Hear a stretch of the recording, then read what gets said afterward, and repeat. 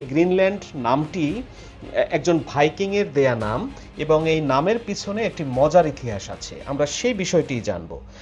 আম, আপনারা একটু একটা ডেট মনে রাখেন, সেটা হচ্ছে যে এই গল্পটা শুরু হয় 982 সালে এবং এই সময় এরিক দ্য রেড নামের একজন ভাইকিং, ভাইকিং বলতে বোঝায় জলদস্যু, যারা সমুদ্র পথে অন্যান্য জাহাজকে ছিনতাই করে এবং ধন সম্পদ লুটে নেয়, এদেরকে ইংলিশে বলে ভাইকিং।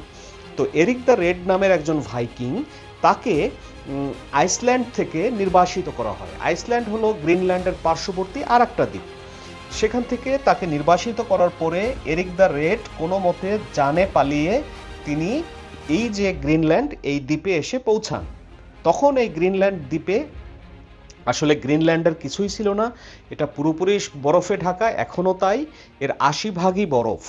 তো তিনি একটা চালাকি করলেন, অন্যান্য ভাইকিংরা যেন তার এই দ্বীপে এসে পড়ে, সেজন্য তিনি অন্যান্য ভাইকিংদের সাথে তিনি বলতে লাগলেন যে এটির নাম হলো গ্রিনল্যান্ড, এখানে প্রচুর গাছপালা আছে, এখানে প্রচুর বন জঙ্গল আছে, বাগান আছে, আঙ্গুরের ক্ষেত আছে, আপেল গাছ আছে।